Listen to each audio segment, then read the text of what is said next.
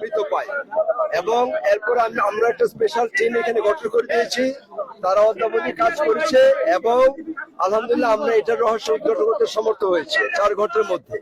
এখানে বাবুল মিয়া নামে হলো যে একজন সে রং মিস্ত্রির কাজ করে এবং হলো যে মাঝে মাঝে কষাইয়ের কাজও সে করে।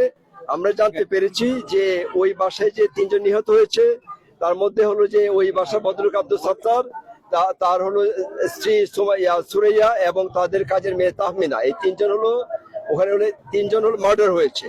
এর মধ্যে যে কাজের মহিলা ছিল, আমরা ওই যে যাকে বাবুল মিয়া যাকে আমরা ধরেছি তার কাছ থেকে আমরা জানতে পেরেছি যে সে তার সাথে তার 15 থেকে 20 দিনের একটি রিলেশন ছিল।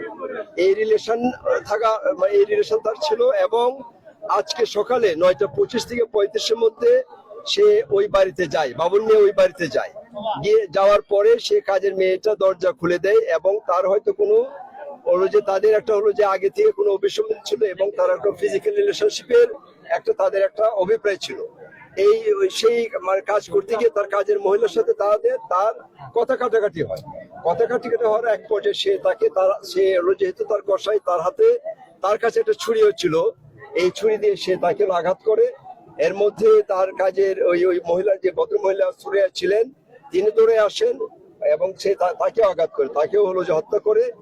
এবং এই যে চিৎকার শুনে যে ভদ্রলোক ছিলেন যেটা আব্দুল সত্তার, উনি হলো যে দৌড়ে আসে, পরে তার সাথে ধস্তাধস্তি এবং সে হলো তাকেও সে হলো যে হত্যা করে। এই হলো আমাদের ইনফরমেশন। হলো যে আমরা বাবুল আমাদের হলো যে আটক আছে, পরবর্তীতে আমাদের অফিসার এবং তাদের হলো যে কর্মপন্থা এবং প্রযুক্তি এইটা সহায়তা নিয়ে আমরা বাবুলকে রায়নগর এলাকা থেকে আমরা তাকে ধরে আনতে সমর্থ হই।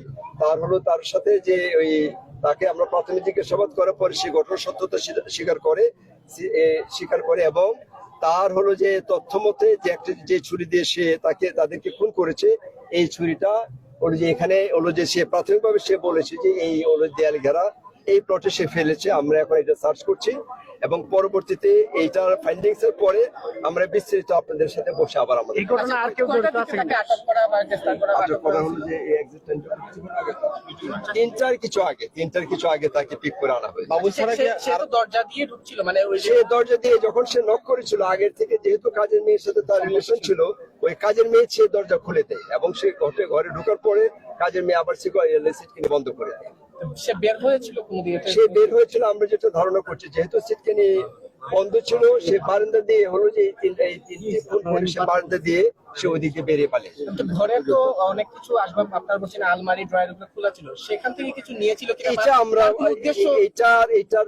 তো প্রাইমারিলি এখন বোঝা যাচ্ছে যে সেটা একটা প্রেমের বিষয় এবং হলো যে এটার ওই অন্যান্য যে বিষয়গুলো আছে এটা পরবর্তীতে আমরা ফার্দার তাকে যখন ইন্টারভেনশন করবো এটা পরে আসবে। আমি পরে এই বিষয়গুলো আর কেউ জড়িত আছে কিনা না এখন পর্যন্ত আমাদের প্রাইমারি যে তার জিজ্ঞাসাবাদ এতে সে নিজেই এই ঘটনাটা ঘটিয়েছে এবং ঘটনাটা ঘটেছে যে প্রেমের রিলেশনশিপ থেকে পরে সে অন্যদিকে গিয়েছে। আপাতত এইভাবে আপনাদের সহযোগিতা থাকবে। আপনাদের সবাইকে ধন্যবাদ আমাদের সাথে। Thank you so much.